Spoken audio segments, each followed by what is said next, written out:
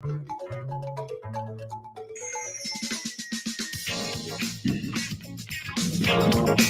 yes.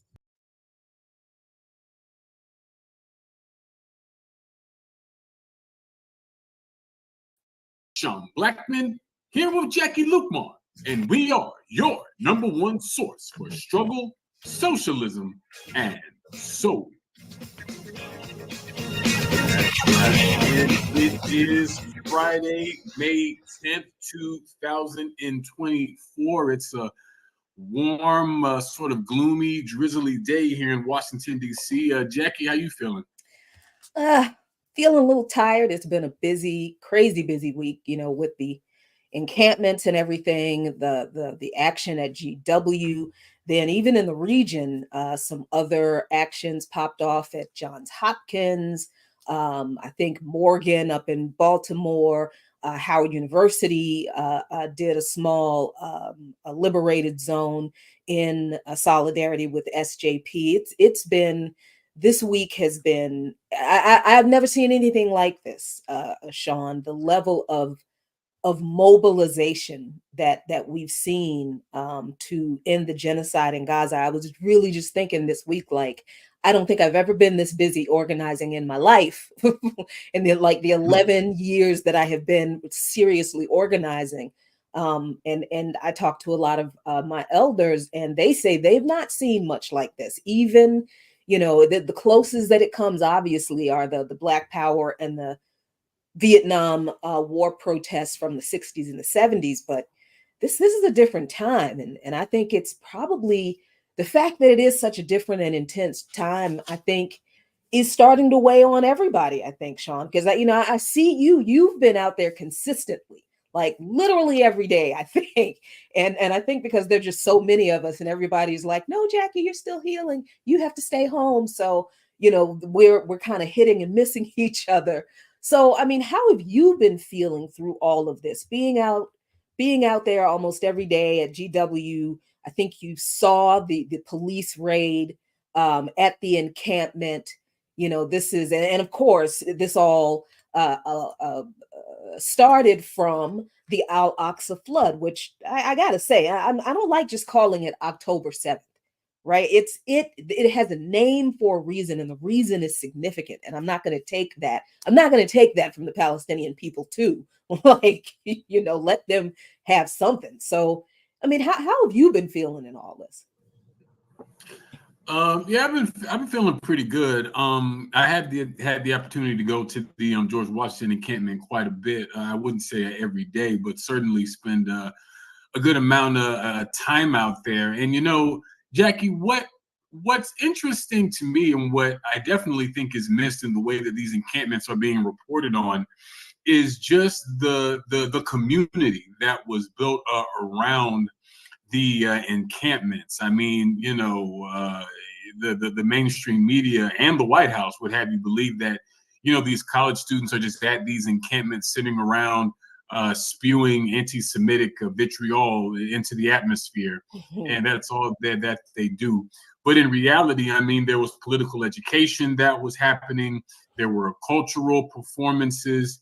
There was food. And I don't mean just snacks. I mean, like, restaurants donating just huge amounts of food, and people being able to get as much as they want. The variety. I mean, they had vegan, they had halal, they had kosher. I mean, you name it, gluten-free, all of that. I mean, just the amount of variety that you could get. I mean, you could get, and it was free. It was all free. I mean, you generally have to pay quite a bit of money to get food of that quality. And so, this is a big part of, I think, what sustained a lot of the encampments is that community and this feeling of, being prepared to stay and being prepared to fight and being prepared to struggle regardless of what happened. And I mean, people who are in DC are probably aware that just a couple of days ago, the original George Washington University encampment that was at University Yard was raided and swept, and people had their things literally thrown away. I mean, I've actually seen video of all the stuff being dumped out of a garbage truck into a plant, and now the park is actually fenced off. And when I say it's fenced off, I'm talking about they use like that tall, like that fencing they used here in DC, like following January 6th, like Oh, literally like like that that big, black like 6-foot interlocking. fence. Yeah, Oh, yeah. They use those to block the park off. And actually, just last night, I don't know if people may be aware, but just last night there was a rally, and the students at GW actually reestablished an encampment. I think this time near the headquarters of the university's president, who is typically someone that they criticize a lot in their critique of the university and its ties to Israel. And so, and even with that, people may also be aware that just a couple of days ago, at least 30 people at the GW encampment were arrested. I had the opportunity to go down to where jail support was happening from them, and they were all released. And I believe there was at least one arrest that happened last night. So we continue to see the attack on the student encampments across the United States, and certainly here in Louisiana too. And as this is happening, Jacquie, there's also been a response from the halls of power in the United States. The White House, Joe Biden, after being silent for a while, has finally weighed in on the student encampments, and it probably won't surprise people to know that he does not have a good position on it. Biden said, who'd have thought? He said in part, quote, "There's the right to protest, but not the right to cause chaos." He added that people have the right to get an education, the right to get a degree, the right to walk across the campus safely without fear of being attacked. And he added that anti-Semitism, quote, "has no place in America." He went on to say that destroying property is not a peaceful protest. It's against the law. Vandalism, trespassing, breaking windows, shutting down campuses, forcing the cancellation of classes and graduations. None of this is a peaceful protest. Threatening people, intimidating people, instilling fear in people is not peaceful protest. It's against the law. Dissent is essential to democracy, but dissent must never lead to disorder or to denying the rights of others so students can finish their semester and their college education. So people should make no mistake when they hear this, Jacquie. This was a law and order speech that Joe Biden gave. I mean, the same kind of rhetoric that the Democrats would criticize the Republicans for, they're now engaging in a full-throated way. I mean, Joe Biden is painting the student encampments out to be these nerve centers of, hatred and destruction and criminal behavior and bigotry. I mean, feeding every stereotype, not even stereotype, every lie about the student encampments that have been promoted here from the beginning. And I think we have to ask ourselves why, Jacquie. Why does the leader of the most powerful government on the face of the earth, why does he have to get on television and lie to the world about what some college students are protesting about on their campuses, and the reason why it has triggered such a response from the state?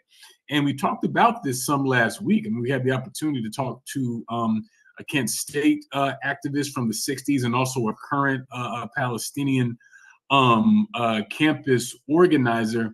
And I just think it once again evidences how much of a threat that these student encampments are in terms of the U.S. and its support of Israel. You know what I mean?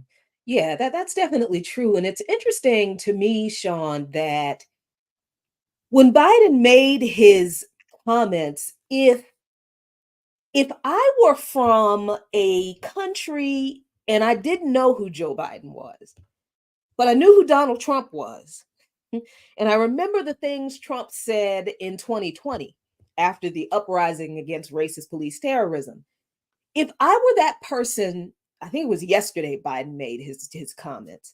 If I were that person listening to Joe Biden, I would swear I was listening to Donald Trump from back in 2020, because Trump did the exact same thing. Trump and the Republicans did the exact same thing when they spent the entire summer demonizing the 2020 uprisings and all of the protests as violent and everyone's destroying property. And these people had this narrative on Fox News where they were literally saying that people were burning cities to the ground. Remember that? Like, apparently in 2020 we got out there and some major cities disappeared, Sean. I did not realize we were that powerful, but now that we are, I think we should use our power for the ultimate good of destroying capitalism and not, messing around making cities disappear off the map. That doesn't make any sense. But I just felt like Joe Biden embodied his best Donald Trump in that moment in his speech, where he conflates, obviously, critiquing the Zionist state of Israel, which is an apartheid state, which means critique is valid and the state itself is not legitimate, right? But then he's critiquing he's conflating the valid critique of Zionist Israel with anti-Semitism, which is the imperialist line. But then he goes farther and employs the property violence isn't protest narrative from decades ago, from every people's movement in this country, really. And it's interesting that whenever someone says anything about property damage, particularly now, when you just said, Sean, that the police came in, raided the encampment at GW, and basically stole and trashed everybody's belongings. So they arrested 30 people and everybody's personal belongings, tents, clothes, electronics, whatever, they just took it. And they didn't take it to the police station, catalog it so you can pick it up. No, they took it and they put it in a dump truck to take it to the landfill. People aren't getting that stuff back. So, Joe Biden is not talking about the property damage and the theft of property that the police are carrying out on behalf of the state and the university to silence these kids and to scare other students into not speaking out, as well as faculty. But of course, he dismisses the idea that is supposed to be a part of the bedrock, the foundation of this nation, that we have a right to dissent and protest and redress this government, allegedly, right? And we're supposed to be protected by the Constitution so that we're not punished for our protests, but we see how that goes. So I think, and I'm believing that I'm right in this, and that I'm not just, it's not just wishful thinking. But I think that there are more people who see today they see through that thin veneer of respectability and decorum and law and order for what that narrative and ideology really is. It is just a tactic to control. It's a tactic to silence dissent. They don't care about so-called peaceful protest. The state doesn't know anything about peaceful protest because they've never been peaceful toward protesters.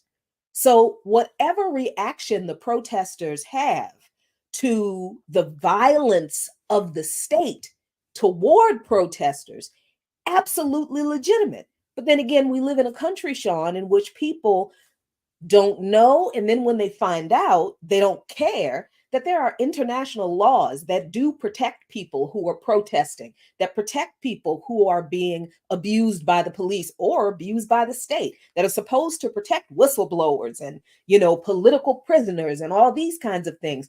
Israel is not even supposed to be a legitimate state that's being allowed to occupy Palestine. So that's an illegal infraction of international law also. But people in this country don't know international law. When they find out that their favorite entity is violating international law, whether it's the US or Europe or Israel, they don't care.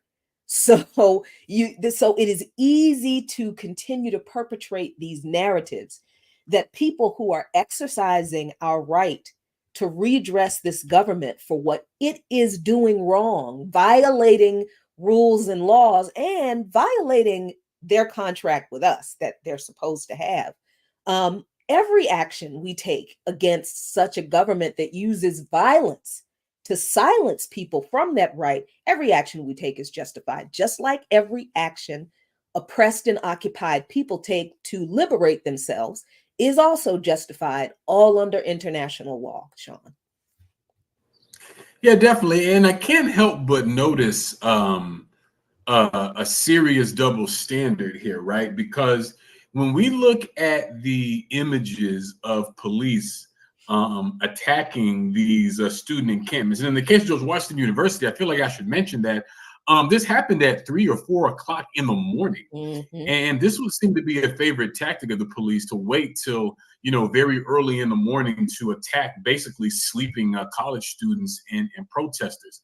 But my thing is, Jacquie, if we look at just the images of these police attacks and these vigilante attacks that's happening on U.S. campuses, if we saw these same images coming from China or Russia or Iran or Cuba or Venezuela or the DPRK or Syria or any country that the U.S. deems as an enemy, if we saw these same images of police attacking university students, I mean, there would be calls for humanitarian intervention. You know what I mean? Yeah. There would be NATO invasions of these places. But the U.S. of course doesn't hold itself to that same standard. And there's another level here that I want to point out to people, is that before the police swept or raided, I should say, before the police raided the GW encampment, congressional Republicans were getting ready to have a hearing with Washington, D.C. Mayor Muriel Bowser that was clearly going to be about them grilling her about why she hadn't basically raided the encampments already. But after the raid went down, magically the hearing was canceled.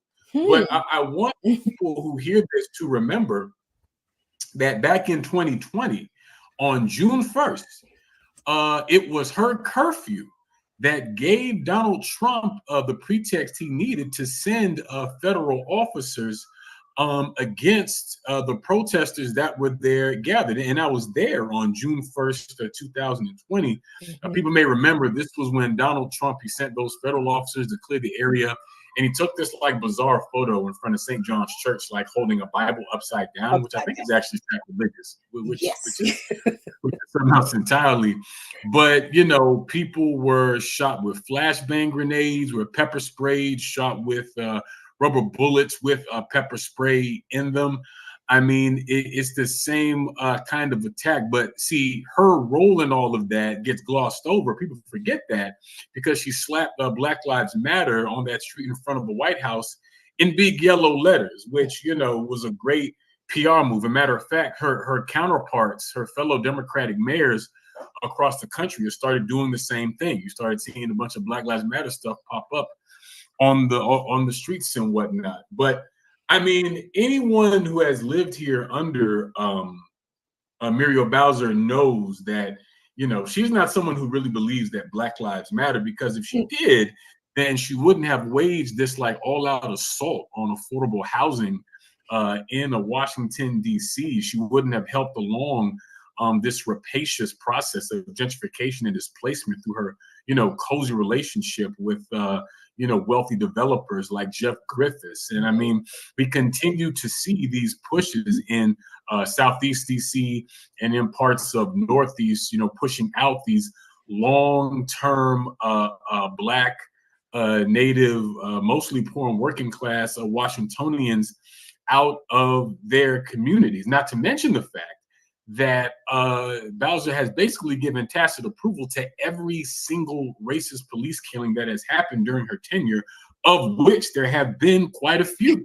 I can't remember a single one where she ever criticized the police in anything. So we can assume that she, in fact, approved of them. Not to mention that she was always, trying to carry through these stop and frisk type policies. People may remember in 2020, she endorsed Mike Bloomberg for president, the author of the racist stop and frisk himself in New York. So that's a funny thing for a quote progressive to do, is it not? Right. It's so weird.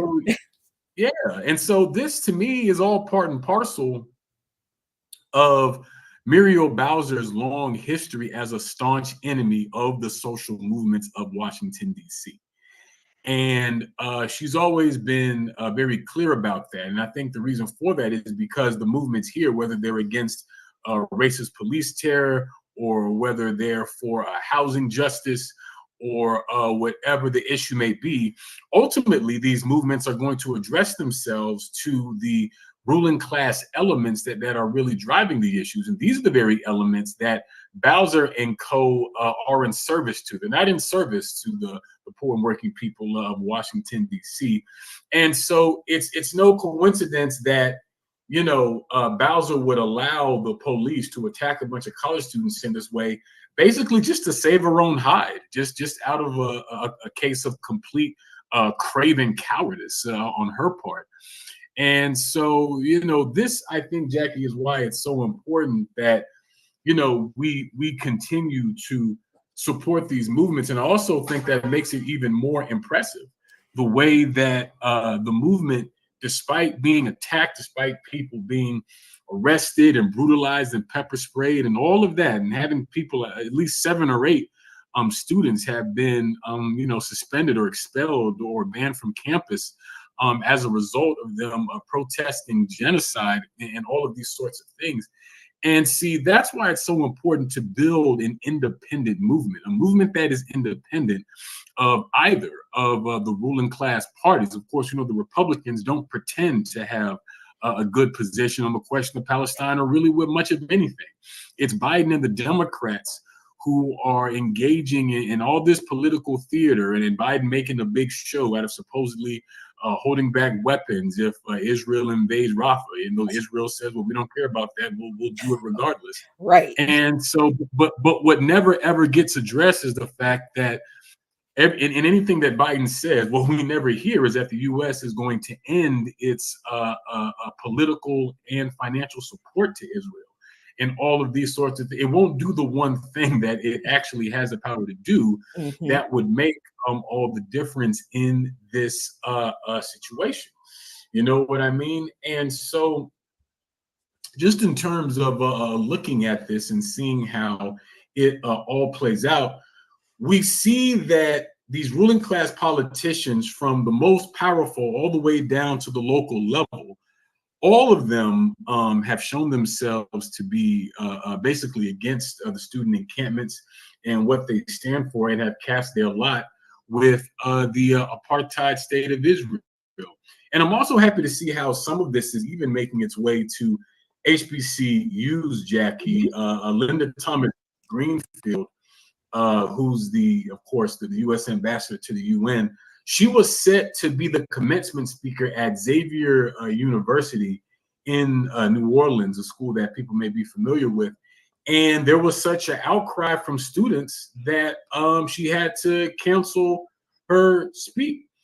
Renaud Verrett, who is the president of Xavier, he announced the decision in an email saying, quote, "Everyone's goal is to have a commencement ceremony that appropriately honors the graduates and their achievements.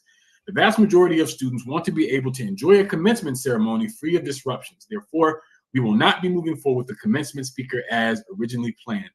And he called the cancellation a, quote, "regrettable conclusion." And so I think it's good that, you know, the students are putting the pressure on their schools in general, but in particular at HBCUs.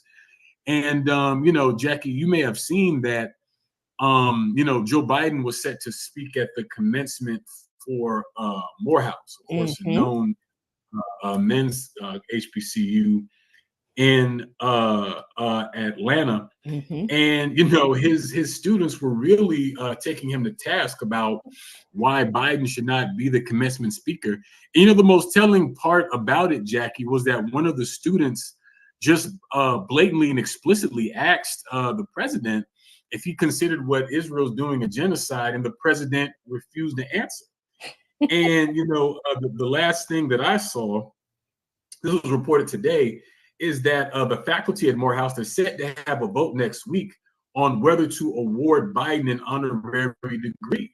And see, the president of Morehouse seems to think that even though Joe Biden is literally facilitating a genocide, that Biden appearing at Morehouse would somehow be good for the institution. It would overall be good for Morehouse. And see, this is just a problem that we have at HBCUs and at so many of our institutions. It's this desire to be close to power, not to have power, but just to be close to power, to be able to take a picture with a powerful person, and by proxy of that, we achieve something. It's this completely backward. I mean, this is how Negroes think. You know what I mean? If I can just stand next to this white man, me standing next to him will somehow, benefit our school. And like HBCUs need so much. But see, this is why it's so important that we support these young people and these students, because they're doing the courageous thing. I mean, we already see these schools have made it clear that they're willing to, snatch people's degrees and, all of these sorts of things, and suspend people, which, of course, denies them of housing and all of these other things. So, it's clear that, the youth, the young people have really initiated what I think is a new stage of struggle here in the Palestine solidarity movement here in the United States. And, I'm definitely curious what you think about that, Jacquie, and why you think that the student movement has been able to, remain so vibrant, even despite all of these attacks. I think it is a few things. First, I think this might be the only time since the only time since Rwanda, maybe, where we have lived through a genocide. I think I can't think of another time where we had an entire, new generation of people, and I mean new to U.S. imperialism. Right? They're still in school. Like, there are people who were in high school when 9/11 happened, and I was, working a job. So there was a whole generational difference in the way certain people understood 9/11 in the historical context of US politics, right? So older folks understood, okay, 9/11 was the rest of the world's response to US imperialism and their meddling. Younger folks didn't see it that way, because they had not been around for all of the US's shenanigans. But I think this generation of folks, this generation of young kids, I don't know which generation this is, but this is the first genocide they've seen. And I don't think they can believe. I think really they are shocked. And I mean shocked, shaken to their core. Because I've talked to some of these kids at GW.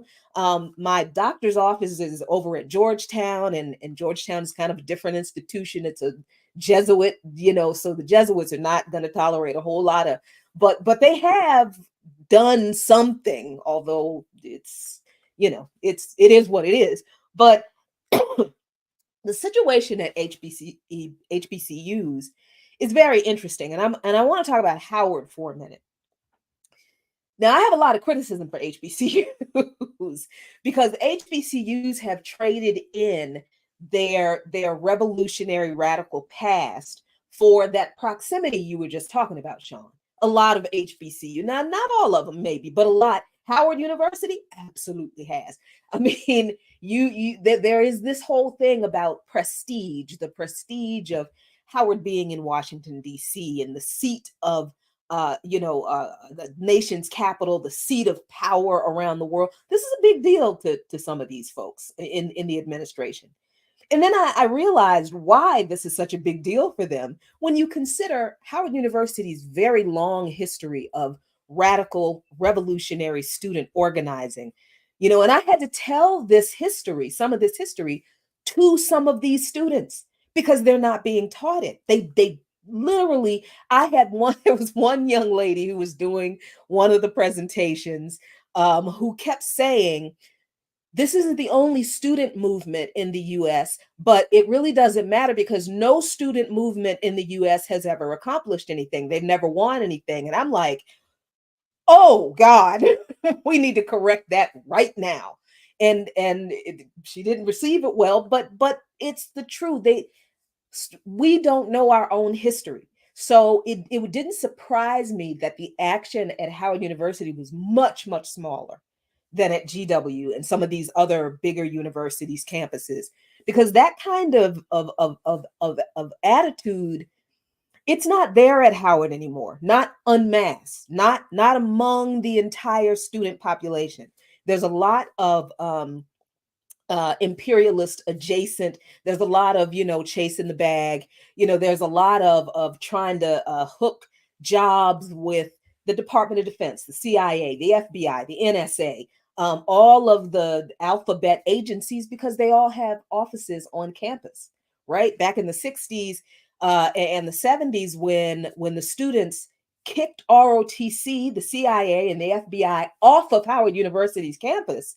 Now, however many decades later, you've got students at Howard asking me, well, how do we do that? How do we get them off campus? How did it happen? And it's like, well, all of the students were angry. So all of the students occupied a building to make the administration, number one, institute an African Studies department that didn't exist at Howard. And then those students went on to just literally inform the ROTC and the FBI, and they said, we don't want you on campus anymore. We're not going to let you operate on campus anymore. It's us against you. And they left the campus. So, it was great to be able to go to Howard University and talk to students, a small group of students who were passionate about not just organizing for Palestine, but organizing for all oppressed people's liberation, right? This is the thing in this movement, Sean, that I am the most hopeful for. And it makes me so happy to see at all or most of these encampments, there's a lot of education going on, right? There is, like you pointed out, there are teach-ins, there are speakers, they set up libraries, they just have, conversations, they do movie screenings, so when you know that all of this is going on at the encampments, you got to ask yourself, so when are these kids having time to like destroy property?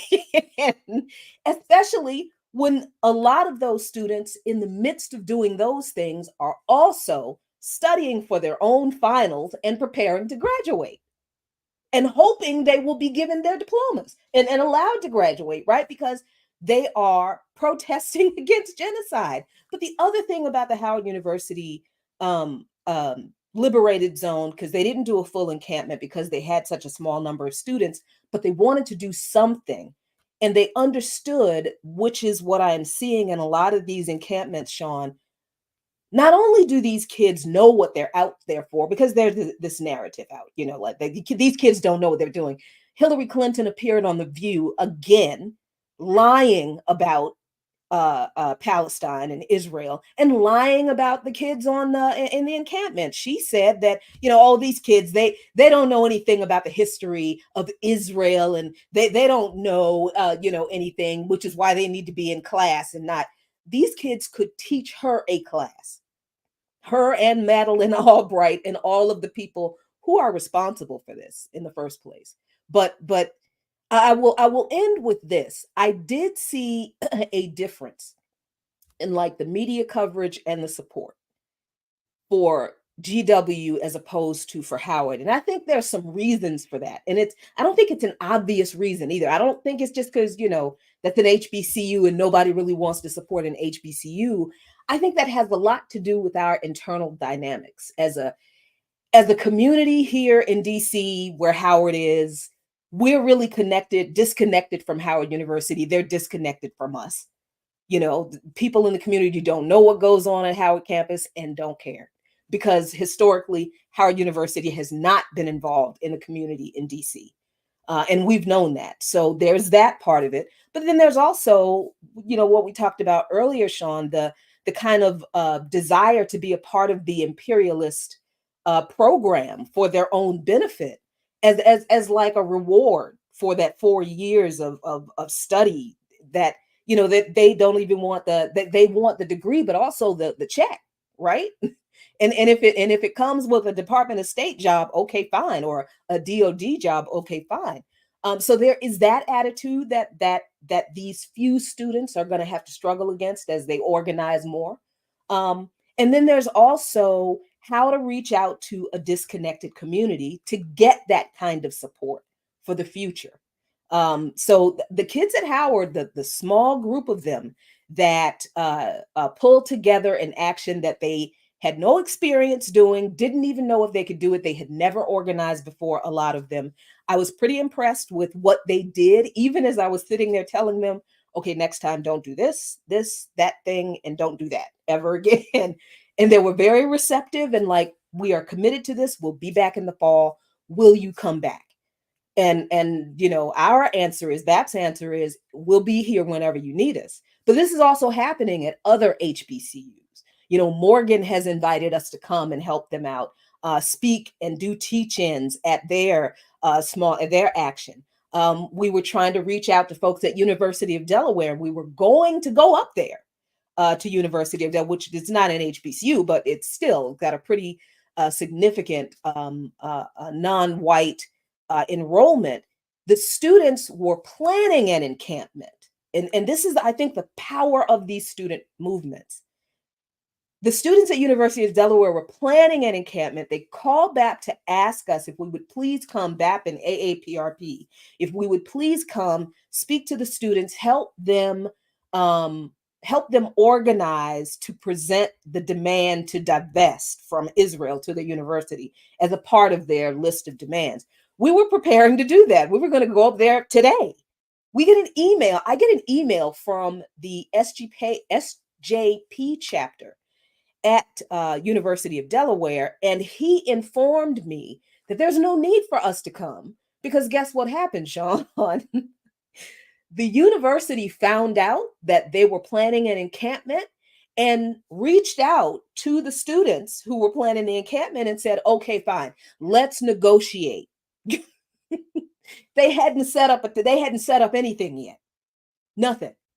And I don't know how the administration happened, but the administration does not want the negative attention that they would get. And here's the thing, it doesn't even have to be negative attention. The universities and the colleges could stand by their students and dispel the lies that people are telling about the encampments. They could very well do that, but they get their money from the endowments, from these special interests, from these lobbyists, some representing a foreign country, right?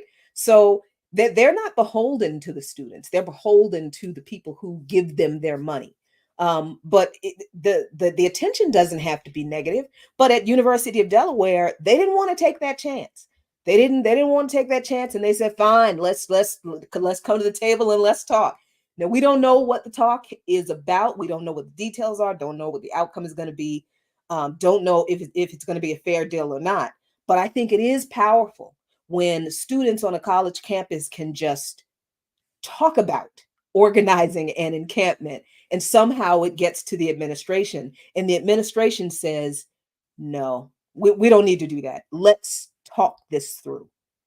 If every other university in the country does that, then these students can push for a lot more than just this. They can push for taking over their campuses. They can push for kicking out the CIA and the FBI and ROTC. They can do it because it's been done before, Sean. And our job, I think the thing that makes me so happy and hopeful is that this time around, this generation of organizers wants our input. And I think this time around, this generation of older organizers, we elder organizers, understand that we have to work in partnership with the younger generation. We can't always be telling young folks what they need to be doing. We're not their mama and daddy. We're supposed to be working with them. So this is an amazing moment. It's hard to make out how you don't know what's going to happen. And you're always prepared for the worst. But in that anxiety of the moment, there is this hope that, oh my God, this could be the moment when everything changes. And I'm waiting for those linen weeks when decades happen. I really am. Yeah, absolutely. Just reminding folks, you are listening to Darker Than Blue on WPFW 89.3 FM right here in Washington, D.C. Mhm. And I tend to agree, Jackie. It definitely feels like we're living in a historical period. And it just makes me think about something that you and I have discussed a lot. And it's the fact that, imperialism is in decline. Mhm. And we're seeing we're seeing, I think, evidence of that in a number of fundamental ways. And I don't think it's any coincidence that we're seeing so much fervor around the question of Palestine because, the U.S. government's support of apartheid Israel is so crucial to imperialism's interest in the Middle East region, and to an extent, a serious impact on a number of global issues as it concerns the United States. This is what I think makes Palestine such a kind of how would you describe it? I mean, how it becomes such a touchstone, Mhm. and how it becomes such a highly important issue, even as there continue to be these efforts to really sort of skew what the whole problem even is. And I mean, it's so disgusting for Hillary Clinton, of all people, to go on TV and say, "Oh, these kids just don't know what they're Oh talking man. about." I mean, of course, a blood-soaked ghoul like Hillary Clinton doesn't Mhm. understand why a bunch of young people would want to, actually do something for humanity. I mean, when she was their age, wasn't she helping campaign for like Barry Goldwater? Yes, You she know what I'm saying? was. She was a And Goldwater girl. that's what I'm saying. So that's what she was doing when she Right. was a college student. And then you fast forward until she gets into her, the height of her political career was getting on TV and laughing about the murder of Muammar Gaddafi. I Mhm. mean, we're talking about Libya, a country that was the most prosperous on the African continent, that plunged into a failed state with open air slave markets. I mean, Gaddafi was sodomized with a bayonet. And Hillary Clinton got on TV and said, we saw he died, and then chuckled about it, had a Mhm. nice laugh about it Mhm. on television. So it's no coincidence that someone like her doesn't understand the incredible humanity that we see coming from these young people. Also, why is Hillary Clinton still talking? You you lost to a black man named Barack Hussein Obama. His middle name was Hussein, Hussein. Yes. right? He beat you. We barely knew him, Fair and and square he beat too. you, right? And then, as if that wasn't bad enough, a reality television star, a Mhm. swaggering bigot, beat you. Not because of the popular vote, he lost that, but because of the electoral college, this relic of slavery Mhm. that still exists for some reason here in the United States. Like, this is just, Hillary Clinton has shown that she is just not a legitimate person. And the fact that she was so embarrassed about losing to Trump that it had to be another country's fault. Russia hacked Right. the election. Yes. Whatever that means. I'm still not clear on what it means for Russia to hack an election, I don't know. or or or what have you. And we can't forget that the Democrats sabotaged the one person that could have defeated Trump in Bernie Sanders, and defeated Mhm. him not once but twice. And then, of course, Bernie turned around and told everybody to still vote for the Democrats. And so, Right. the political crisis in the U.S. that is deepening is happening precisely because of these different contradictions within the U.S. ruling class, and their refusal to do anything fundamentally about the serious material issues facing poor, working, and oppressed people in this country. On top of the fact that we're dealing with climate change, on Mhm. top of the fact Mhm. that we were abandoned under COVID, on top of the fact that the price of everything is going up, but wages are not going up with them. And so you take all these things into consideration, and you take the fact that, excuse me, there's so much money and resources that get stolen from us every year just to go to support things like apartheid Israel, or to maintain the U.S. government's 800 some odd bases and installations. It's no coincidence that we see this political crisis deepening in the U.S., where we're still being told that, you know, this ruling class party over the other is the one that we should choose, and that, you know, basically we have to do that for the fate of all things good and decent. And that's just not ringing as true to people, I think, as it once did. It really doesn't seem like the propaganda is as strong as it once was. Now, I'm not trying to say that it's now completely ineffective. Right. But I do think that people are feeling less and less confident in the legitimacy of a lot of these institutions that we've been told are so important our whole lives. And so the question, I think, for us as organizers, when we sort of see that and understand it happening, is the question of, okay, well, how do we organize? You know, how do we sort of lay hold to this sentiment amongst people?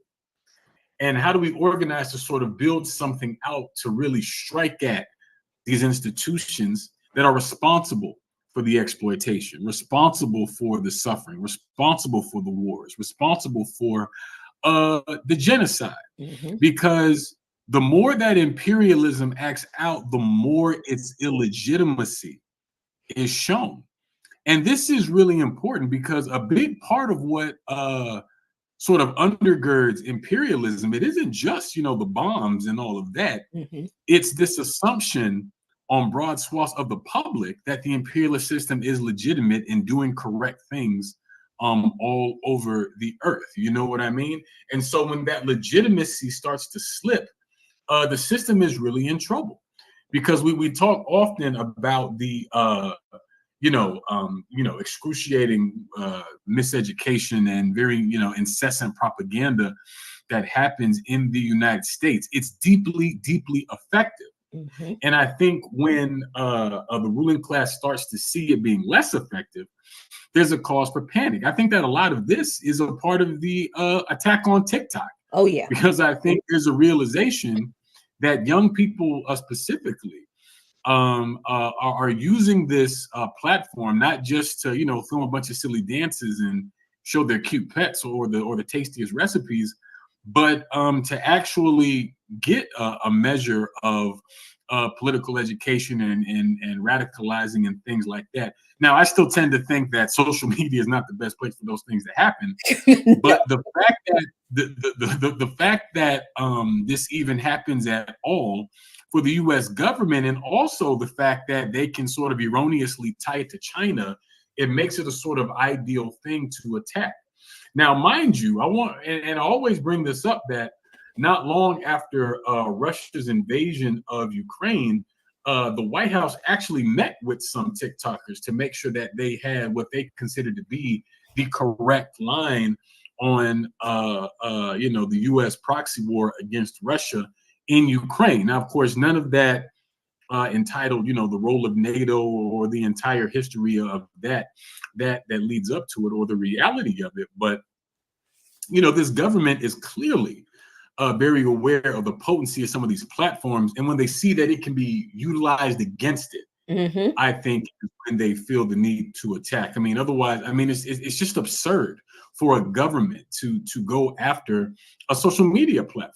Yeah. You know what I mean? And so this is what I mean when I talk about the threat of the Palestinian solidarity movement and of the student encampments. And I would say this to the students all the time, and I say this to really any social movement that finds itself in a similar position. You know, you're always going to be told that what you're doing doesn't make a difference, and what you're doing doesn't matter, and all of these sorts of things. And I always say, if that's the truth, then why is the state trying so hard to stop you? Right. Why are they sending police to attack a bunch of sleeping college kids early in the morning?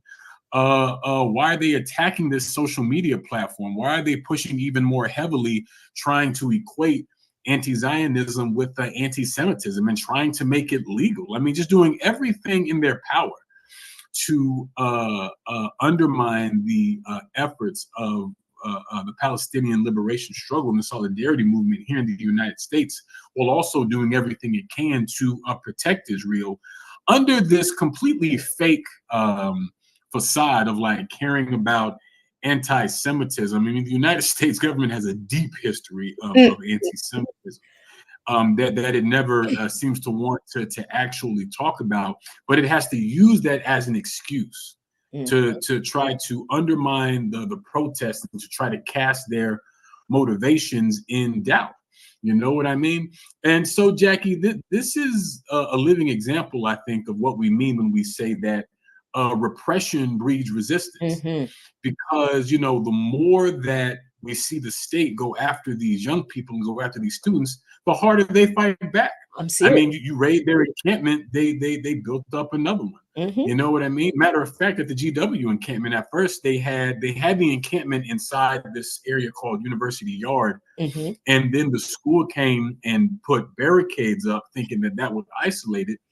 But the students just extended to in the streets. It actually expanded the encampment. You know what I mean? And so this is the frustrating thing that university administrations, the U.S. government, and the whole sort of imperialist state apparatus, this is what they're up against. It's a matter of fact, speaking of, I mentioned June 2nd, 2020, and despite all of that violence, Jacquie, and despite the brutality of that attack, people came back the very next day. The streets were full. Yet again, I have a picture on my Instagram page of people literally holding up their middle fingers toward the White House the day after being attacked.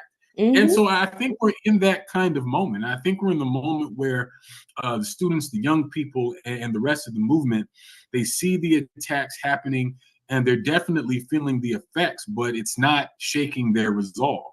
And I feel like the enemies of the movement are just sort of standing around. They're waiting for, you know, things to calm down and the students to go home. Well, they've been waiting for people to go home for 6 months now. I mean, right.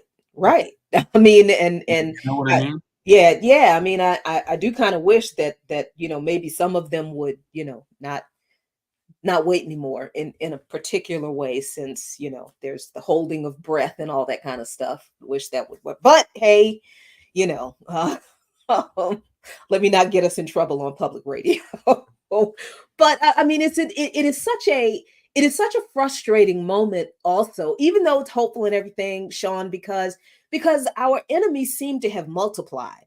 Like, there are, of course, the state, and then the people who are supportive of the state, you know, who love Israel and who don't think that Israel is doing anything wrong, and who they want Israel to, they do want Israel to kill all the Palestinian people, because let's not play games here. America is a terribly racist and Islamophobic nation. Islamophobia is a part of that racism, particularly since 9/11, but certainly long before then. So the fact that these Arab people are being slaughtered, people in this country, a lot of the people who are seriously just like, nope, Israel has a right to defend themselves. No matter what Israel does, they don't care. So we need to stop trying to change those people's hearts and minds.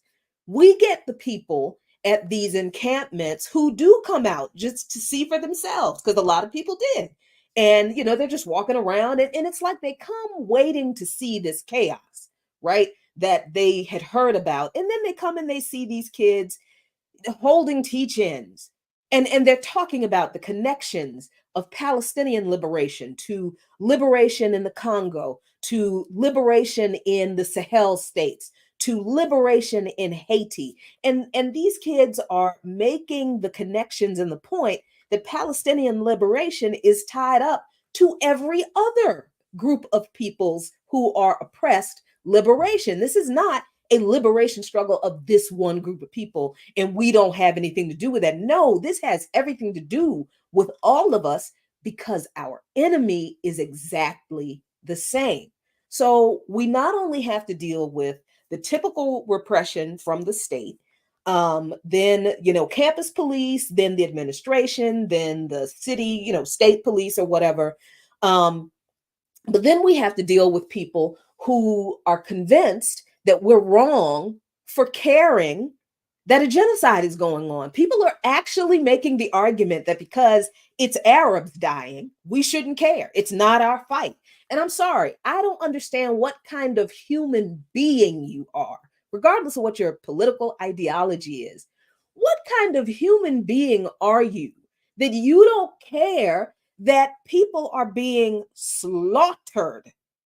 This is not like a little weekend skirmish. They've been killing people in Palestine for 100 years, all for the purpose of stealing their land. And you mean to tell me people are like, oh, it's just because the Arabs enslaved the Africans, we shouldn't care about that? What is there in your chest in place of your heart? I'd like to know, so that we can identify it and fix it for other people, so we don't have to go through this foolishness again, because those people are frightening to me. How do you not care that a genocide is going on, and you don't care about the people who are the targets of that genocide? I don't know what to do with that, because that is psychotically inhumane thinking, and no human being should be able to reason with something as unreasonable as that, Sean.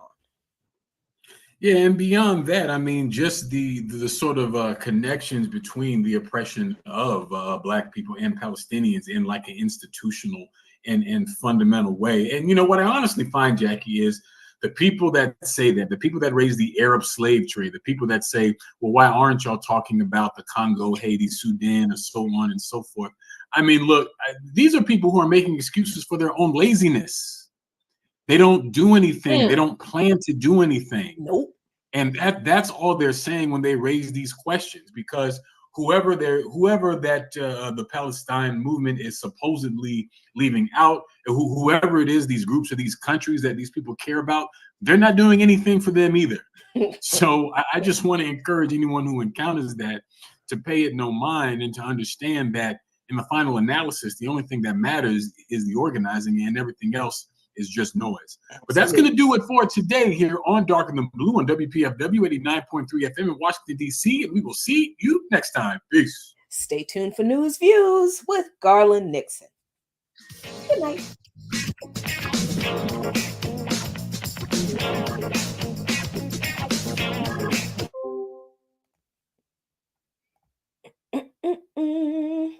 Hey, y'all. How y'all doing? A little bit of a double feature tonight, not a whole lot one, because like I said, this week has been brutal, y'all. This week has been I do all the time. Oh wait, I'm still sharing this thing. Whoops, let me turn all this stuff off. I do all the time say, I love organizing, and I really do. It's, and when I was working and in organizing, I was like, especially the job I had, I was like, oh, this is perfect. I get to do the thing I love to do for my job, and then I get to do the other thing I love to do, out, and it was great. And I was really fortunate for that. But even good things come to an end. And that had to. So I was like wondering, man, what am I going to do when I'm not working? Like, because I'm on disability now, because I just had the kidney transplant. And I may be on disability for up to 3 years, who knows? So I do not plan to work. I paid into that money. I'm going to take every bit, every dime. And when I decide to retire, it will not be at 67. I'm retiring early. I'm not going to wait for that extra $200 that they that they give for full retirement. I don't need it that bad to wait. All that time. Ugh, no. But yeah, I was like wondering, like, how am I gonna not work? What am I gonna do? Because I've worked since I was 15. I'm just used to it, but I'm also a communist. So I'm like, you know what? I think I deserve this right now. I deserve this rest. And I do. And I wish everybody could take like a sabbatical and just chill out for 6 months or a year, and just get a hold of yourself, do stuff you like, go backpacking, or just sit in your house in your drawers and just get back in touch with yourself and just relax. But this is a capitalist society, and rest and leisure they're not considered human rights, particularly if you're supposed to be chasing the bag. You got to be working 18, 20 hours a day, never sleeping, never eating. And then just when you are about to achieve your great financial success, what happens? You die from a heart attack from stress. That's why. I'm not, because I've never seen anyone who claimed that they became rich and famous and powerful from all of this hard work. Number one, I have not. They've never been healthy. They've never looked healthy to me. They've all, whenever I've met somebody like that, they always look like they were almost on their deathbed and paid for a lot of cosmetic surgery to cover it up. That's, you know, hey y'all, what's going on? Yeah, so it's I was really like seriously thinking, can I really just organize and not like I did not realize how much I was still kind of indoctrinated into this capitalist, I must be productive kind of attitude. And no, I don't have to be productive every day. No, I don't. No, I have to be healthy. I have to be a whole person. I have to be emotionally healthy. I have to do those things. Yes, I do need to make money to pay my bills, but I don't have to identify myself and um my worth as a human being by whether I have a job or not.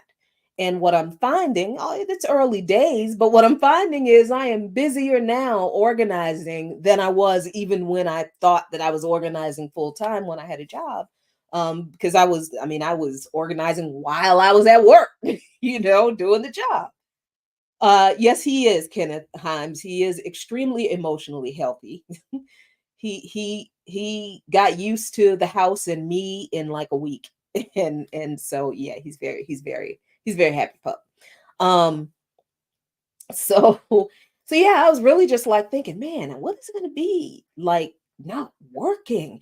And what it's been like is busy. It's been like, people are calling, hey, can BAP come and talk to students here? Can BAP come and participate in this event? Can BAP come and be on this steering committee for this conference later this month? Can you? And then those are just the things that we get calls for, to ask us to participate in. That's not even the stuff that we plan for ourselves to do, because all of the events, teach-ins, webinars, panel discussions, whatever, we plan those. BAT puts those on. We plan those. So there's a lot of that, and there's a lot of infrastructure we need to build up, do building up for in the so I've been busier now than I was when I was working full time and organizing part-time-ish. Um, and it's a lot more relaxing. I'm I like getting up in the morning and coming into my studio office in my slippers and my robe with the dog and a cup of coffee, and just hanging out in front of the computer all day, having ideas, having ideas and mapping out plans and dispatching stuff like, y'all go do this, y'all go do this, let's get prepared for that. It's great. I love it. It's very relaxing, even in this moment that is extremely stressful, because that's like the other thing about this, about organizing in one of these critical moments in the history of humanity, really, is the stress that comes with it. Like, there's no, I can't watch the news. I haven't watched cable news in a very long time. Um, and I certainly can't watch it now. I can't watch these scribes of the empire lie about Palestine. I can't continue to watch them make Hamas the issue when Hamas is not the issue, and making Hamas some type of litmus test that we all have to pass, or else they're going to condemn us, or whatever, man. No, I will never condemn Hamas. You need to condemn Israel. So there's that. Then there is the fact that US corporate media is in on the lie, like they always have been, but it's so much worse this time because this is an actual genocide going on. Like I said earlier on the show, a lot of you have not lived through a thing called genocide. So this is shocking and jarring, and it's shaking people to their core, and it should. It should. And the people who are responding to their core being shaken by doing something proactive to their core being shaken, those are the people who are out in the streets. Those are the people who, even before the Al-Aqsa flood on October 7th, even if those people were all pro-Israel before then, when they found out the truth, and they realize that everything Israel has said is a lie, everything the US has said is a lie, and this is a genocide being committed against the Palestinian people, and their land is being stolen by Palestine, by Israel, facilitated by the US and Europe, then those people are upset that they believed the lies. They're upset and angry that they were duped into supporting genocide, because that's why people are so emotional. Because people realize not only that the narrative about Palestine and Israel was never true in this country, but that they were cynically propagandized and indoctrinated to believe the exact opposite of what is true. They were indoctrinated to believe that the Palestinians were the problems, who wanted to kill all of the Jews, all of the Israelis. And that was not true. Those people didn't want their land stolen. They didn't want to suffer massacres. They didn't want their villages ethnically cleansed by Zionist militias aided by the British before the 1948 mandate, and by Zionist militias armed and legitimized by the US and the British after the 1948 mandate. I mean, somebody comes and tells you, comes and knocks on your door, tells you, my family's lived in this house. My family lived in this house 3,000 years ago. They lived on this land 3,000 years ago. So I have suffered a horrible event. Someone came and set my family's house on fire in another state. But my family has an ancient history on this land, in this house. So because my house has been burned down by this other group of people who hate me, I am going to come over here to a whole nother state, not to the people who burned my house down, right? I don't go to the people who burned my house down for reparations for what they've done to me and taken from me. No, I go to a whole nother state, to some people who had nothing to do with this other group of people burning my house down. And I'm going to pick a family who lives in a house, and I'm going to tell them 3,000 years ago, my ancient ancestors lived on this land. So because I had my house burned down and all of my pets and my 2 children killed by these people over here who hate me, I am going to take this house, because this house belongs to my ancestors. So I have a right to it, and you don't. Get out. That's exactly what Israel did to Palestine. And the thing is, the British started ethnically cleansing those villages for the Zionists first. It was the British who began the pogroms against the Palestinians, forcing them out of their villages and then giving the village to the Zionists, who, yes, fled the Holocaust, but the Palestinians, the Arabs, did nothing to the victims of the Holocaust. Nothing. Absolutely nothing. So this entire thing being exposed as the grand genocide defending lie that it has always been, are shaken to their core, that they believed in the genocidal lie. And I think people are upset with themselves. They're trying to reckon with the violation of their own personal morality, I think. And certainly I think there's some guilt involved. But I think that's what a lot of these people come from, who have turned out into the streets so consistently and energetically and incessantly right now. I mean, because a lot of people had the wool pulled over their eyes about Israel for decades.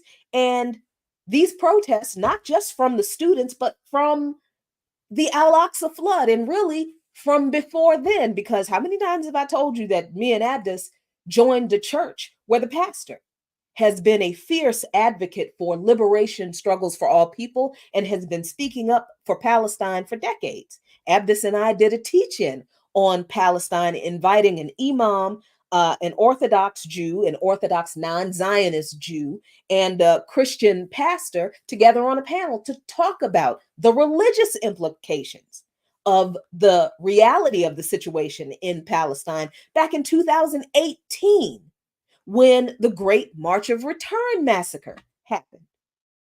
We talked about Palestine in 2015 when that massacre happened then. So we've been talking about Palestine for a long time. And a lot of people have not been listening because they have believed the lie that Palestine has been attacking Israel just because they hate Jews. And all that is, you know, white people calling the brown people savages that we need to protect ourselves from. But they leave out the part where we say, oh, well, you know, we did come in and steal their land and kill a bunch of them to take it. And then we relegated them to the most unproductive and desolate areas in their land that we could find, isolated them from infrastructure, control the infrastructure they have and turn it on and turn it off, whatever the heck we feel like it. Isolate them from, you know, services they need every day, control the public system, the public education and healthcare system so that they barely get any. This is what Palestinians have been living under for 100 years now, since before 1948. All while they have been bombed, they have been sniped, they have been raped, falsely arrested, kidnapped, held hostage by Israel, even children, brutalized, assaulted while they were held in prison as hostages. And you got people running around talking about this ain't our fight. If we didn't mention those people were Palestinians, wouldn't that sound like everything that's done to us right here? And the connection is that the people who funnel us, who take us, who escort us into the prison system in this country, the gulag of the U.S. prison station, that is the U.S. prison system, those people are the cops. And guess who the cops in the United States train with? The Israeli Defense Force. And I hate calling them a defense force because they're not defending themselves against anything. They are the aggressors.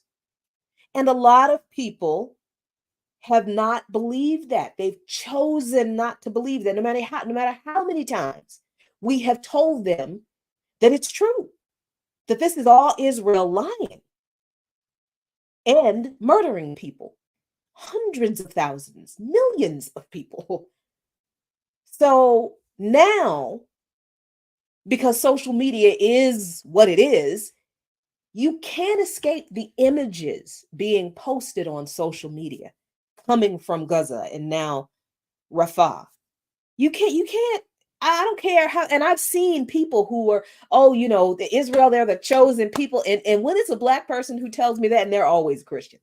And when it's a Black person who tells me that, I really love to ask people, so you think God is going to choose a bunch of Europeans who actually have never been in that land, most of whom come from the US and European countries. You think God chose those people specifically to kill those brown people in Palestine to steal their land. You think that was God's plan. And this is the God you think that we come to church and serve.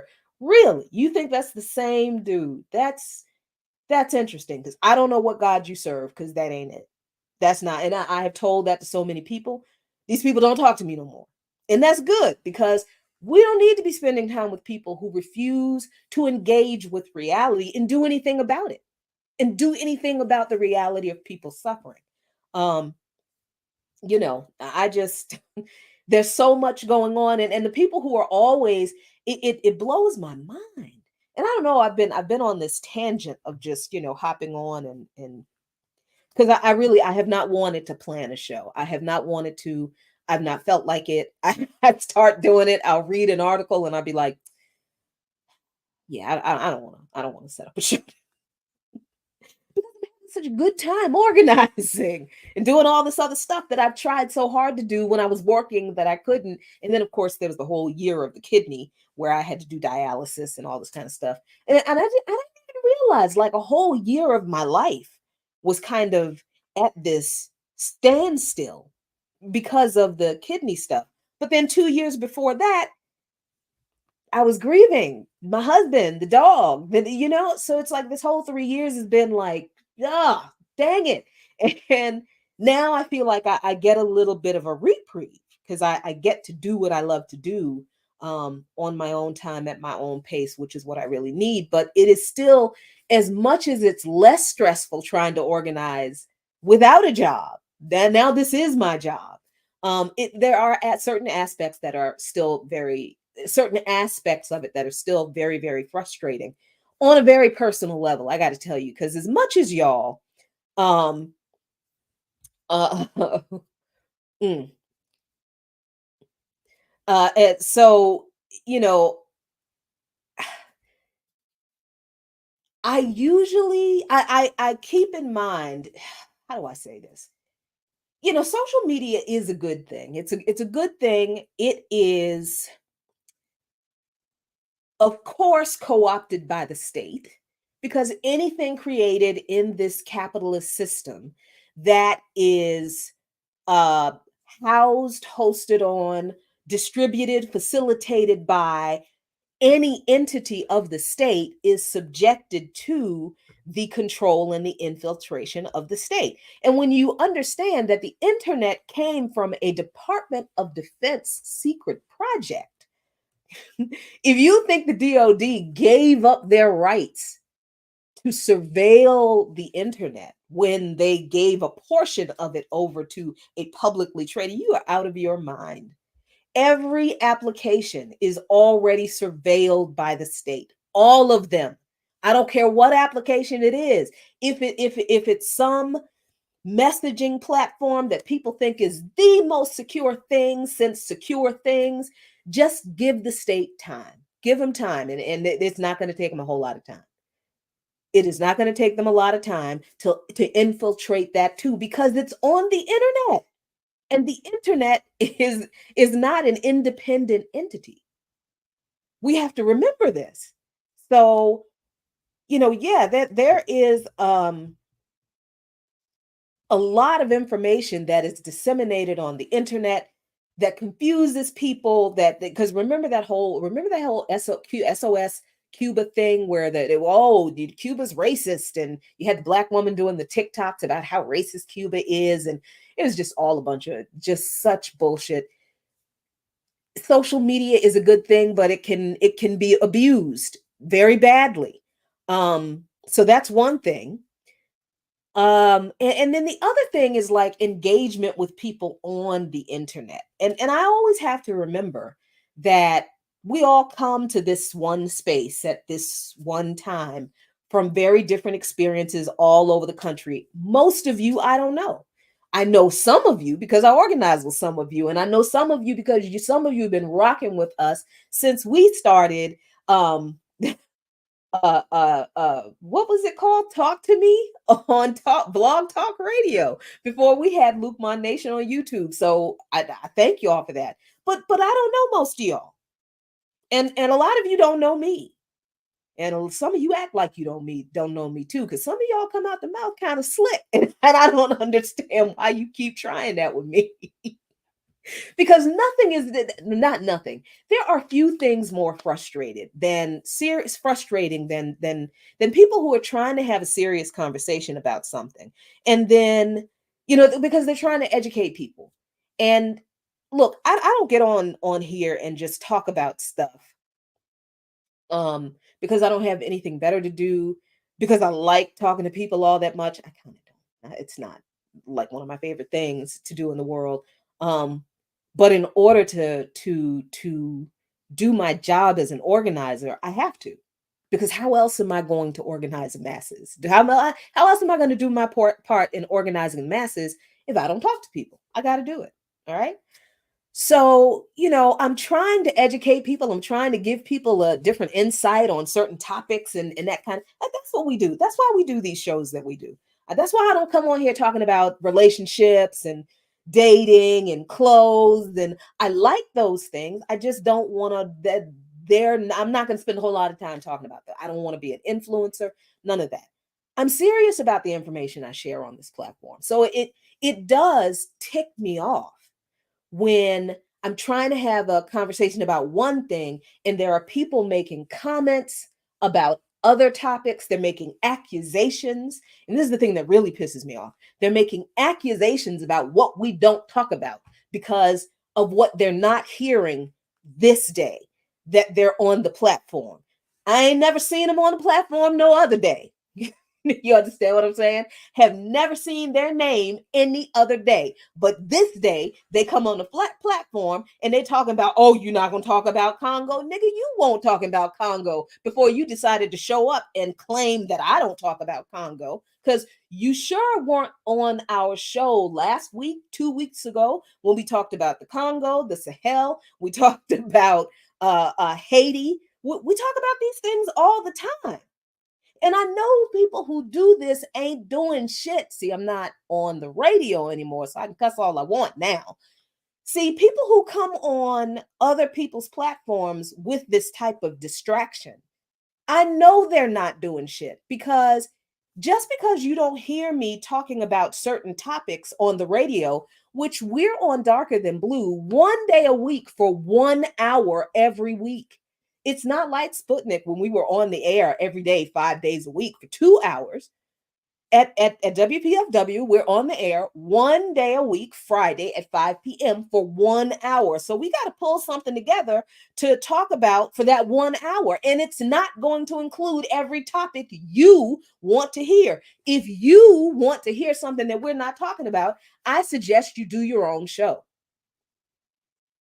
Don't come on my damn shows talking about, well, why you not talking about the Congo? Nobody had any critique of the Congo. That's not what I'm talking about today. When I want to talk about the Congo, you can come back another day. As a matter of fact, you can go back last month, January, I think it was.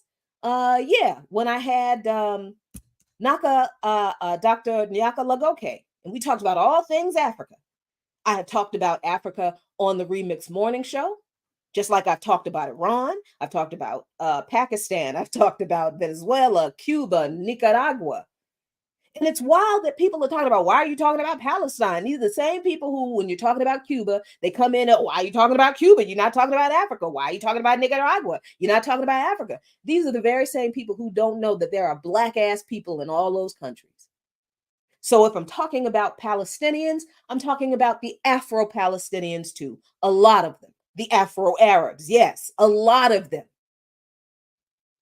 I'm also talking about the African revolutionaries from the continent and the US who connected the struggle of the Palestinian people for their liberation with the struggle of Africans for their liberation from colonialism, because it's the same system. So people who come into my shows, which, look, this is a labor of love. This is like a baby for me. I don't like identify myself as, oh, this is who I am, but no, this is important to me because this is how I teach. If I'm any kind of a teacher, this is how I teach. This is what I do. I explain things to people the way I understand them so that hopefully they can understand them too. And it's cool that people disagree. I want to be clear. I don't have a problem with disagreement. I don't have a problem. It's fine. We can disagree. If you watch the Remix Morning Show yesterday, you would have seen a little bit of, I can't even call it a conflict, a little disagreement that Daruba Ben Wahad and I had. And okay, so that there was a little bit of disagreement. Okay. He said what he had to say. I said what I had to say. It turns out we were not actually saying the wrong thing. And it's all a matter of, you know what, this wasn't personal, it wasn't disrespectful, it wasn't, I know he wasn't just being a jerk. He really heard something that concerned him. And then when I thought about it, when I thought about what he said, he was right. Right? So he was pointing out that what I said was that I wish people would stop talking about Hamas. And in the context of the conversation we were having, we had just finished talking about this article that this a woman who I guess is a journalist, that Jared knows, who he read this article. It was a critique on Jody Dean's book, in which she not only did not condemn Hamas, but I mean she supported Hamas. Look, that they are the tip of the spear of Palestinian armed struggle. So hell yeah, I support Hamas. But when I said what I said, what I meant was, I wish journalists would stop making this about Hamas and trying to divert the conversation from what it is. This conversation is not about Hamas, but they make it about Hamas so that they can make Hamas a litmus test and never talk about the primary contradiction, which is Israel, its apartheid system, and its occupation. That's what I meant. I meant journalists, but I said I wish people. And in that way, he was precisely right. I did contradict myself. Now, I may not have liked his tone of voice. I'm just being real. I'm just being honest with you. Cause you know how Ruby get down. He gets in his pocket and you can't get him out. So yeah, he seemed a little rough with me, and that pricked me a little bit, but I was able to listen to what he had to say because I respect Deruba bin Mohad. And I understand that even though he does not know me well, he knows of me, he does not know me well, but I understand that Deruba bin Wahad did not come, he didn't respond to what I said with any malice toward me or disrespect toward me. He corrected me out of revolutionary respect for me. Because when you're a revolutionary, you do that with your comrades. When we're out somewhere in public and we are talking and somebody says something out of left field, we should be able to, that moment may not be the best time, but we should be able to gently, respectfully, with principles, correct our comrades. And we should be able to receive that if we're really serious about organizing and becoming better people and educating the masses, because we're going to come off that way to some of the masses. We are, because we are resolute in what we know. We know our ideology. We understand it. We're clear on what we know. You can't tell us that we're wrong, because we know what we know. And sometimes we do get a little impatient with people who don't get it. And sometimes we do come off like, come on now, why can't you get that? This is imperialism, brother. Capitalism gonna kill you. And people don't want to be hit over the head with facts, right? So that exchange with Deruba actually caused me to sit and think, how am I coming off to people as an organizer when I'm talking to them, when they're asking me questions, when they're disagreeing with me? Am I coming off as someone who has patience with people and is trying to understand, or am I, coming off like a commander, ordering people to understand? So that was a great, I thought, exchange.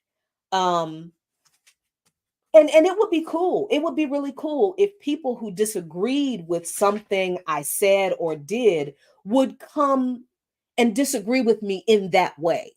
But every time I have had interactions with people from the chat or in the comments after the video, posts, it's always people who have this silly, immature, incorrect, unprincipled, self-centered critique of, oh, I didn't talk about the thing they like talking about all the time today on the show that they just decided to show up at. I'm not your personal puppet. Nobody has their hand up my ass making me say what they want me to say. I'm not going to do a show on what you want me to do unless, you ask nicely. If I do it, I might. But every time people come on the show, it's always one or two people. What about the Arabs? What about the Arab slave trade? What about this? Why are we worrying about that? What about the Chinese? What about the Russians? If you're that concerned about those other entities, or if you're concerned that I'm not covering those entities enough, we're not talking about those entities enough, or we're not telling the truth as you see it, then you go do your own fucking show.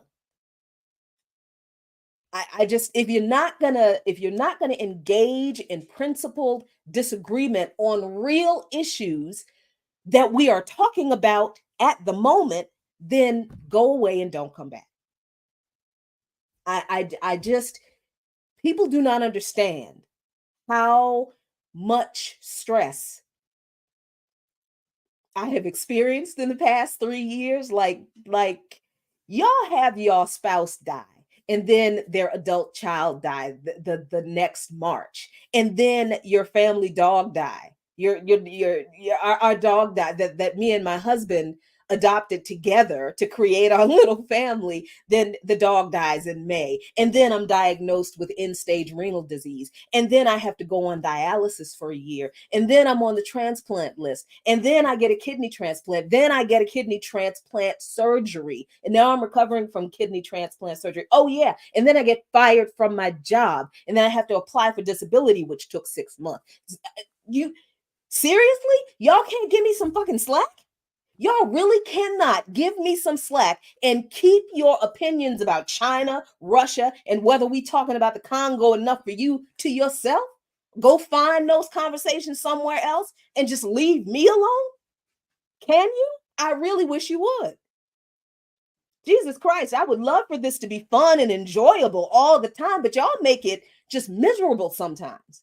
Because it's not like you're actually raising issues that we're addressing in the moment. It's always about this other thing that I'm not talking about that you want to talk about. And you want to use that thing to make a judgment against me. Fuck you. I mean, do y'all really want to argue with people and belittle people this bad that you would hijack a whole conversation that's about something else to make your point about how much you hate China or Russia or how much you think we should be talking to the Congo? God damn, y'all. And it's very difficult to always be the principled person, to always be, well, I'm not going to pay attention to that. I'm going to be above that. I'm not going to take that. But no, I take it personally. No, you got people who come on this channel and say all kinds of crazy bullshit about other people on the goddamn channel.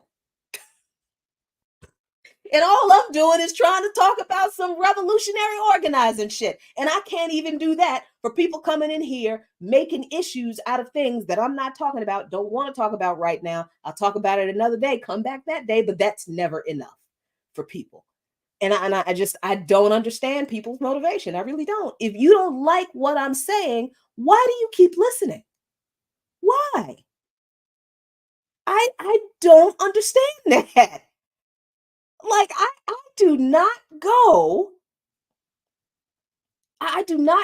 on people's shows on this platform or any other platform of content creators who I don't like just to post nasty comments on their show. Why? Please find something else to do. Please. Either we have a decent conversation about what we're talking about at the moment, and then when we talk about the Congo, you either not show up or you don't have nothing to say. Or just stop. Because I am under no obligation. Do people like think I am, any of us is obligated to like be polite to you when you're being disrespectful? Like, I don't understand where did that come from?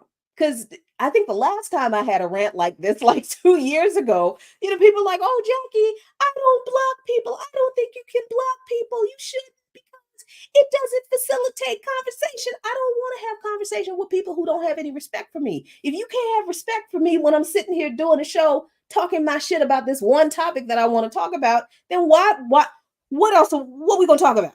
If you can't let me do what I love to do, talk about what I want to talk about, and have a conversation with me in that moment, if you don't have enough respect for me not to come in here and try to hijack the show and turn it into what you want to talk about, why should I entertain that? I put in the work to do this. This is mine. This is mine and Abdus Lukman's. This ain't yours. This is our work. And you, so it's like, why, if I will not entertain this kind of behavior in real life, what is it about social media that makes people think that we're just supposed to sit there and take people's abuse all the time? I mean, y'all have never had some white boy with an enormous platform who sent flowers to your husband's funeral make you the scapegoat for why his right-wing, his friend's right-wing racist ass anti-war rally was a flop. And y'all don't know the kind of harassment on social media that came from that. So no, I'm really not. I am not. And the several times before, I have had people on social media come after me because I've had conversations with their white leftist heroes online and disagreed with them, didn't disrespect with them, disagreed with them. People coming after me, finding out my email address, my personal email address, sending me hateful shit, nasty comments on my social media. Why? Why should we sit and take that? Do you know how stressful that is? No, y'all don't, because y'all don't do anything. Some of y'all don't do anything serious enough that anybody cares whether you have an opinion about it or not. All the hell I've been through, and I'm still sitting here doing this, that's a damn miracle, because y'all do not know the things these white so-called progressive leftists did when Black folks started speaking up during the Bernie Sanders campaign and started pointing out, look, man, you can't dismiss reparations. You can't do this colorblind society thing. That ain't gonna work. That ain't gonna fly with us. And those white progressive leftists treated us like shit, online and in person. And you want me to just sit here and take your disrespect? Get the fuck out of here. And I think this makes me so angry. I'm not turning the AC on until June. And I think this makes me so angry because at this moment, when there is an active genocide going, there are actually several going on, people are actually like doing the we're just that's not our problem. How is genocide not everybody's problem? What kind? I don't know what kind of people y'all are, but I really don't want to be associated with you if you don't care about a genocide against anybody, against any group of people, any of them. I mean, damn, what can I not be? Can we not be as enraged? I can't even think of words strong enough to describe how we feel, knowing that there has been a genocide going on in Congo. Rwanda is still not stable. There are wars going on and civil wars being stoked by the United States and African countries that are trying to push out the imperialists in the Sahel.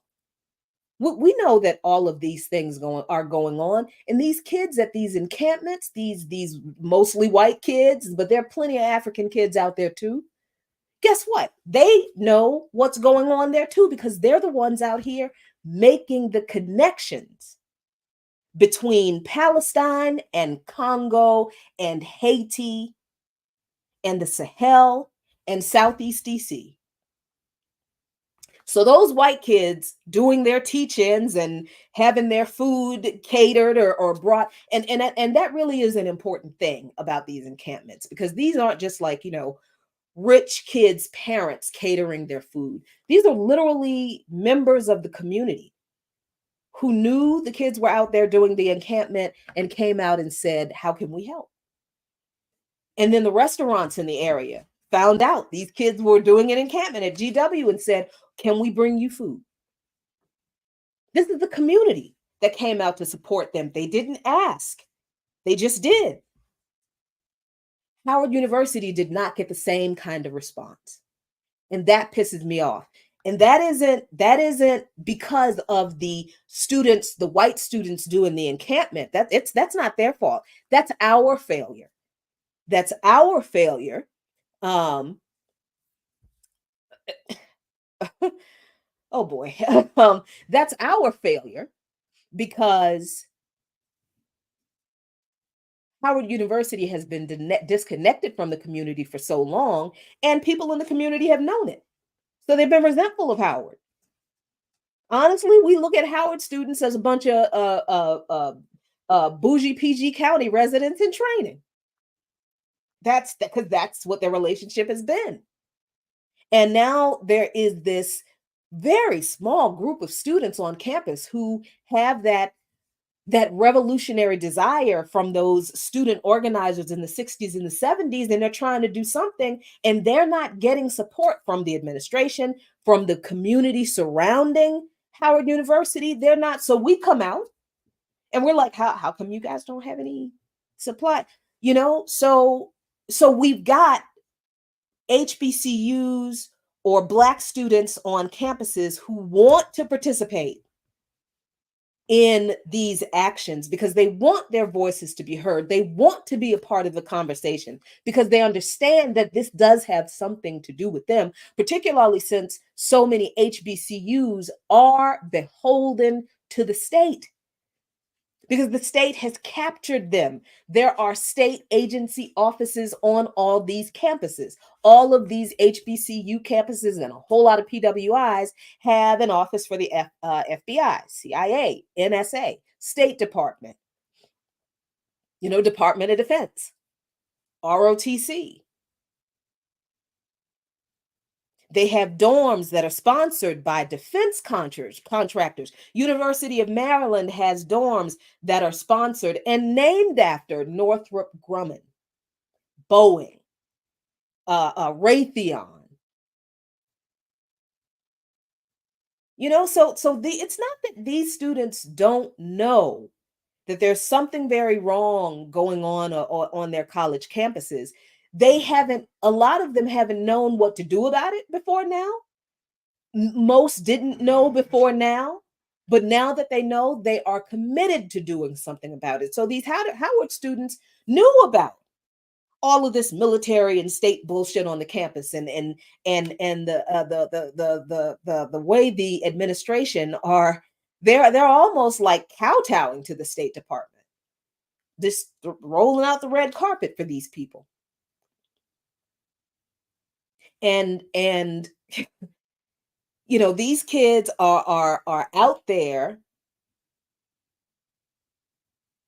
doing this with only the materials they can bring to the initial setup. And they got that the students at Howard just did not get support from the community to help with things like the GW students received. And I think that has a lot to do, like I said, it has a lot to do with media attention, because there was no media attention for Howard University, for their liberated zone. And the community relationship with the institution and the students on the campus. So the conversations we had at Howard were different from the conversations we had at GW. When we went to GW, we straight did teach-ins. And there was some talk about organizing beyond here. But for the students at Howard, our conversation was, look, you need to go back to the basics of organizing, because that's how you're going to grow this movement. That's how you're going to have to knock on the doors of your neighbors in your dorms. Then you're going to have to go to the neighborhoods, and you have to knock on the doors of the neighborhoods surrounding the school. You're going to have to go to the businesses, and that's how you organize. That is how you draw people in. That's what you all are going to have to do. So when you come back in the fall, are you committed to do that? And they said they were. So we'll be back there with them in the fall.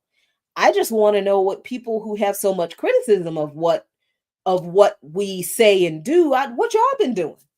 What y'all been doing for the students at your local college or university who want to express their First Amendment rights about anything, not even just about Palestine? What y'all doing? What you doing? You gonna come in here and ask me why I'm talking about Palestine? Okay, what you doing to organize some students to exercise their First Amendment rights about anything? Congo, Sahel, Haiti.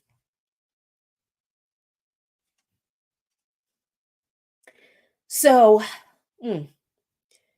yeah, as much as I love doing this, I would like for people to keep in mind that it can be stressful to have your efforts kind of sabotaged by people who come in and are not interested in learning, or not interested in engaging in good faith, and who don't care how, that they're disrespecting you. They don't care.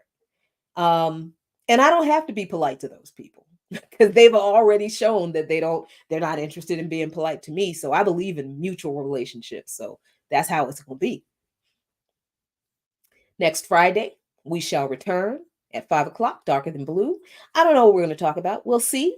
And we will definitely have double feature next Friday, because next Friday is third Friday. Isn't it? Wait a minute. Is next Friday third Friday? Because if it is, that is Dr. Linwood Tawheed. And Black economically speaking, I don't know what the date is. That's the other interesting thing about being at home. I don't know what the day of the week usually is. And it depends on what I'm doing. I know it's Friday when I get an email in the morning like, oh, where's your run sheet for the show? Oh, yeah, that's right. And in particular, I'm so glad you pointed that out, Soul Life. And particularly in this country, when we got you people talking about, why we talking about Palestine? That ain't our fight. The Congress of this country, I think the House just passed a bill that where they're proposing to send the campus protesters to deport them to Gaza, to certainly expel them and deny them graduation, to criminalize them, but to deport them to Gaza.